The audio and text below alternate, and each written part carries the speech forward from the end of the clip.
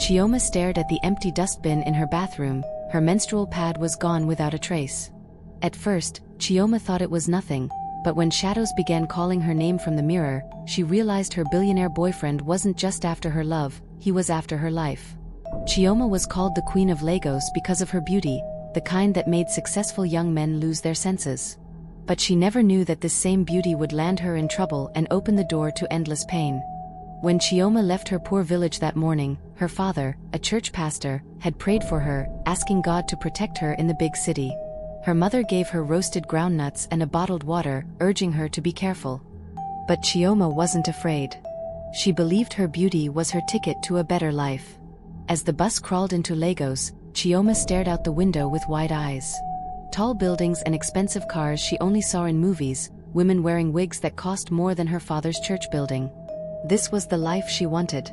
This was why she came to Lagos. Chioma wasn't interested in small jobs like selling pure water or cleaning houses, no. She had heard stories about village girls who came to Lagos, met rich boyfriends, and became millionaires overnight. They drove Range Rovers within months and built houses for their parents. That was the life Chioma wanted. As soon as she arrived, she walked straight into a small hotel near the bus park and took a room for the night. She took a cold bath to wash the village dust off her skin. Standing naked in front of the mirror, she smiled at her own reflection. "Lagos men, get ready. Queen Chioma has arrived," she whispered.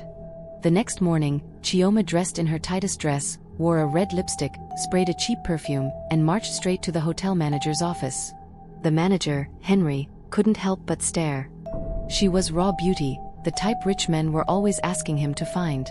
"Good morning, sir," Chioma greeted with soft voice. "How can I help you?" he asked. Chioma sat down, crossing her legs. "Sir, I need your help. I want to meet a billionaire boyfriend. I'm ready to do anything. If you can introduce me to one, I will give you 20% of everything I get from him." Henry coughed, shocked at her boldness. "Are you sure? Do you know what you're asking for?" "I am very sure. I want to change my life and help my parents." "Wait," Henry said. "How old are you?" "I just turned 20. "And you have never done this before?" "No, sir. I am still a virgin. But I am ready to do this if it will change my life." Henry's eyes widened. A virgin this beautiful? Billionaires would rush her like suya.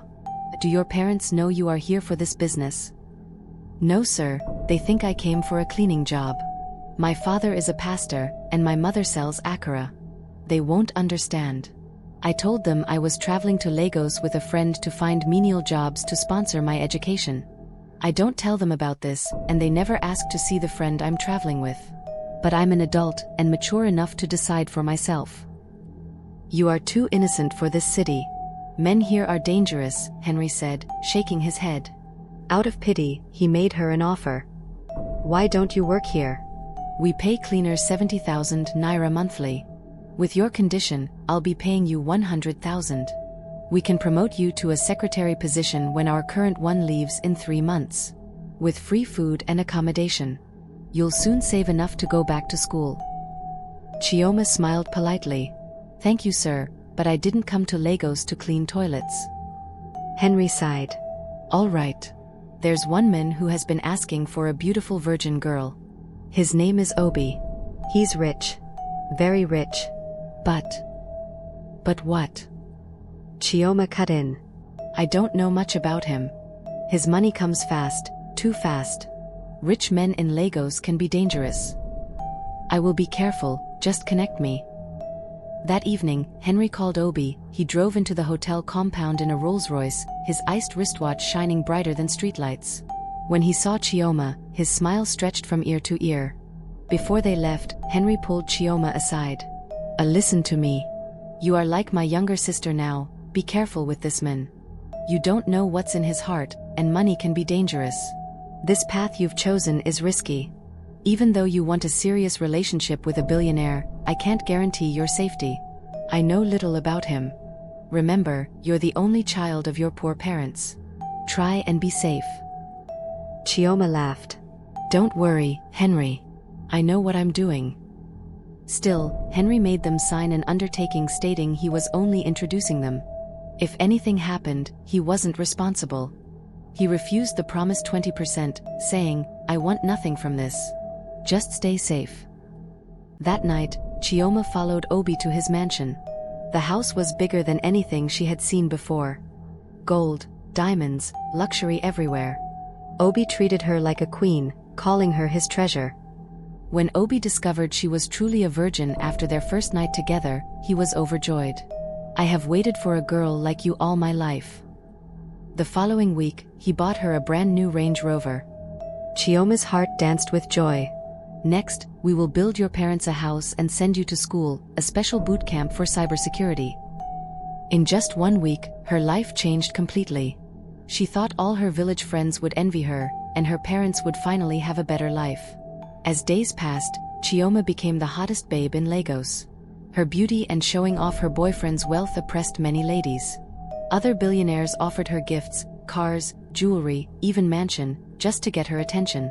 But despite accepting those gifts, she remained loyal to Obi. They traveled to the village and opened the beautiful house he built for her parents. Throughout the housewarming party, villagers talked about how lucky Chioma was to achieve all that in few months. Some women even insulted their daughters, threatening not to feed them until they found rich men like Chioma did. Chioma and her parents were eating Obi's money, none of them cared to check his real source of income. He claimed to be an importer without being specific. Her best friend Amaka called one day, asking her if she knows what Obi does for a living. "He's an importer," Chioma replied casually. "Importer of what?" "I don't know, and I don't care." "Be careful. Money that comes too fast can disappear too fast or bring disaster." But Chioma truly don't care, as long as she wasn't involved in whatever he did. She had money, beauty, and power. What could possibly go wrong? After 1 year together, Chioma graduated from cybersecurity boot camp as a professional, and felt her dreams in Lagos had been fulfilled. That night, as she danced alone in her mansion, drinking expensive wine and admiring her new life, something strange happened. She entered her bathroom and noticed her used menstrual pad was missing. "Maybe I threw it away without remembering," she thought. But that missing pad was only the beginning of her nightmare. The following month, the same thing happened. The small dustbin beside the toilet was completely empty. But 2 hours ago, she had thrown her used menstrual pad inside it. She remembered clearly because the bloodstain was heavy, and she wrapped the pad in tissue paper. Now it was gone, and the bin looked someone wiped it carefully. She stood still, listening. The house was quiet, too quiet. Obi was not around, neither was any maid. Who entered her bathroom? Who took her blood? She starts panicking and call Obi immediately. "Hello, baby," Obi answered cheerfully. "Did you come home today?" "No, my darling. I'm at the office." "Why?" "Nothing. Just. I thought I heard something," she lied. "Don't worry. Our house is safe. No thief can enter." "Relax, my queen." But her heart didn't relax. Memories from her village came rushing back. Old women telling stories about people who stole women's menstrual blood to do juju, dangerous rituals to control the woman's destiny. "Once they have your blood, they have your life," the women used to say, but she never believes. She left the bathroom to brush her hair in front of the dressing mirror, but the awkward thought kept creeping back. But as she brushed her hair, she saw something. A shadow, standing behind her in the mirror. She screamed and turned around. The room was empty. "I'm just imagining things," she whispered as she held the hairbrush tightly. That night, Obi came home early. Chioma ran and hugged him tight like a lost child. He gave her a diamond necklace as surprise, but her mind was still on her missing pad.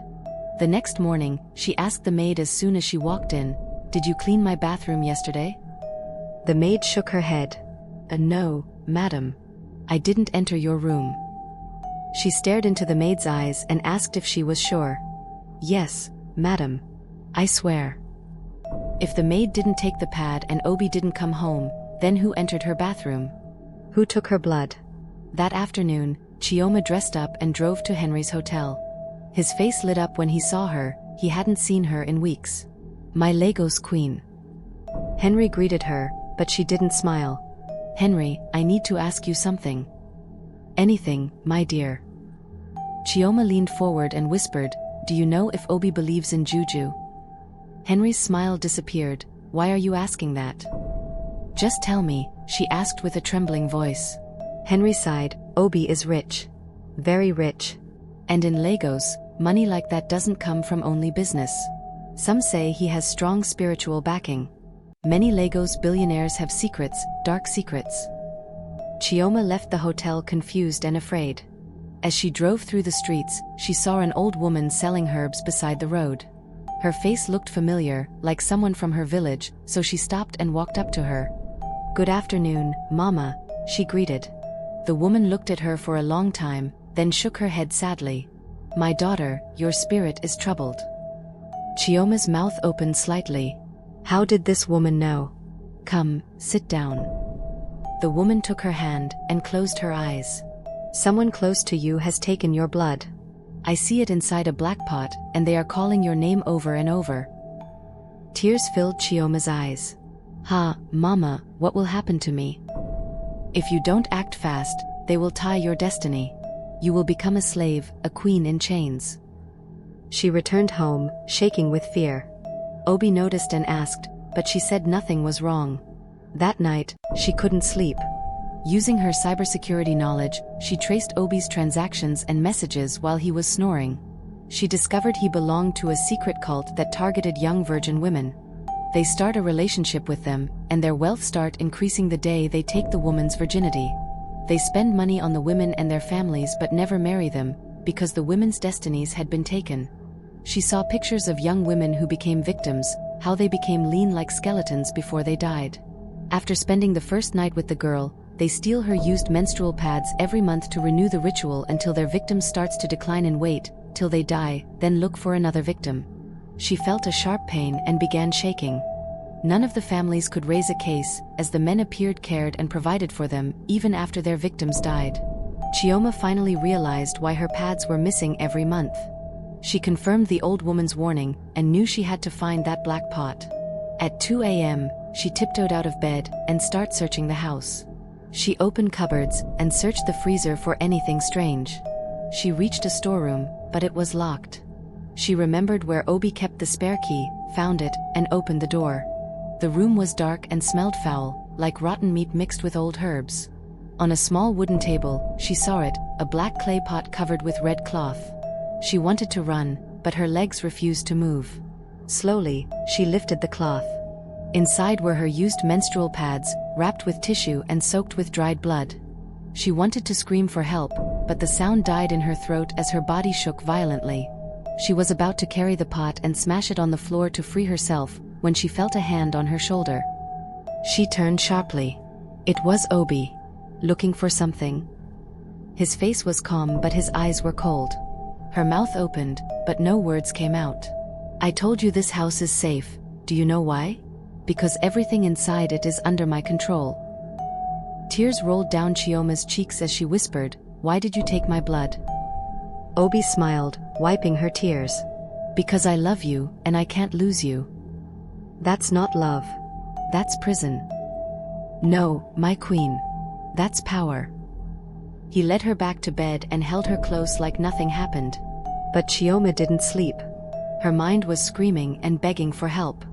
At times, she wanted to grab a knife and kill the two of them, but she didn't have the courage. She's still doubting if he could truly harm her, despite his promises of their future together. The next morning, Obi gave her another gift, a diamond ring. But this time, Chioma didn't smile. She knew the truth now. Her beauty wasn't her blessing, it was her curse. She had achieved her dream, but she's slowly dying. Yet out of greed, she still accepted the ring. That night, she couldn't sleep again. She was hearing whispering voices from the bathroom. And slowly, the voice grew louder until she could hear words. "Chioma. Chioma, give yourself fully, or lose yourself forever." Her heart raced. Was it a spirit speaking? Or the blood in the pot crying out? She decided to find answers. She entered Obi's closet and started searching. Soon, she found a brown leather diary. It was a list of women's names with dates. Some had red lines across them, others had black dots. Her name was last on the list, and beside it was today's date. She flipped the page. It was a story written by Obi. Amaka was my first sacrifice. Her blood was pure because she was a virgin. She loved me blindly and I used that love to hold her soul. She died after giving me all her energy, but her spirit still serves me. Chioma dropped the diary, shaking violently. She was not his first victim, he had done this many times. She tried to run, but the door wouldn't open. She pulled and pulled, but something spiritual held it tightly. Chioma. The whisper returned, stronger this time. It came from the floor, rising through her feet, climbing into her bones. Let me go, she shouted, banging on the door. But the house didn't listen. Desperate, she ran back into the room. She grabbed her bag, ready to smash a window if necessary. But when she passed the mirror, she froze. There was a woman inside the mirror, staring back at her. The woman wore a white dress, her face pale, her eyes full of tears. Help me, the woman whispered. Who are you? Chioma asked, trembling. I was the girl before you. Obi took my blood. He took my spirit. Now I am stuck here, watching, waiting for the next girl. I will save you, Chioma promised. The woman smiled weakly. Save yourself first. Suddenly, Obi woke up and took her bag. Let me go. I can't live here with you anymore, she cried. My love, stop acting drama. Our love is inseparable. What you think you're seeing is your imagination. I can't harm you because you're now part of me. Confused and trapped, Chioma collapsed into Obi's arms. That night, despite the evidence and all she saw, she foolishly believed him and they were intimate again. The next morning, she started crying, realizing how she had played into the hands of who was killing her. A few months later, Chioma's health began declining. No matter how much she ate, she kept losing weight. Every hospital said nothing was wrong with her. Her once ample backside and boobs had diminished so much that the Queen of Lagos became unrecognizable. Sitting in the living room, Chioma accepted that Obi had used her to renew his wealth. She looked at herself in the mirror and started crying, remembering how she used to be. Within 2 months of the illness, she had become a shadow of herself. One evening, she took a kitchen knife to end it all. But Obi stopped her, not because he loved her, but because their victims must not commit suicide. They must suffer till they die. The pain increases their wealth. I thought you loved me. What did I do that you decided to end my life to enrich yourself? Why? Obi denied everything, saying she was losing her mind. The next day, he took her to her parents in the village. They were shocked at their beautiful daughter's terrible condition. Obi said he had tried everything to cure her strange illness and brought her for spiritual solution. He gave them 10 million naira for treatment. When Chioma regained strength, she told her parents everything, about Henry, about Obi's business. Despite hospital treatments and local herbalists, her health worsened daily. After 5 months of pain, Chioma lost everything. On her deathbed, unrecognizable as a skeleton, she regretted her path. She blamed her parents for not questioning Obi's wealth and not correcting her. She wished she could turn back time and accept the hotel job, grow slowly, and still have life. Chioma died, leaving everything behind. Her death became a lesson for villagers. Women who had insulted their daughters and told them to be like Chioma apologized and regretted admiring such wealth. After her burial, the community arrested Obi and Henry. At trial, Henry presented the undertaking they signed and was freed. No evidence linked him to the case. With massive evidence from Chioma's diary, Obi couldn't defend himself and was sentenced to life imprisonment despite his wealth and connections. As Henry was led to prison, he vowed to return and punish Chioma's parents, believing all he did for them should excuse their daughter's death. Inside prison, Obi made friends with fellow prisoners and bribed the warden. After 1 year of digging a tunnel, he finally escaped. Unaware that Obi had escaped, Chioma's parents lived peacefully, believing justice had been served. One evening, they heard a knock. As her father opened the door, Obi shot them multiple times and left. Neighbors met them in a pool of blood. They rushed them to a clinic where the father managed to say Obi came from prison to shoot them. His wife was already dead, and Chioma's father died the next day, leaving everything they thought they had achieved. Obi was reported again, and police rearrested him while he was fleeing the country. He was sentenced to death by firing squad. 2 days later, he was executed, his evil ending with him. Unfortunately, he refused to mention other cult members, keeping their secrets even in death. As Henry sat in his office, he reflected on how it all started. Chioma had told him she didn't come to Lagos to clean toilets. She achieved her aim of being rich and beautiful, but lost herself, and her parents she claimed to love, in the process. Overwhelmed by the story, Henry vowed never to link any young lady with anyone again. He believed other young ladies would learn from Chioma's story and take life slowly.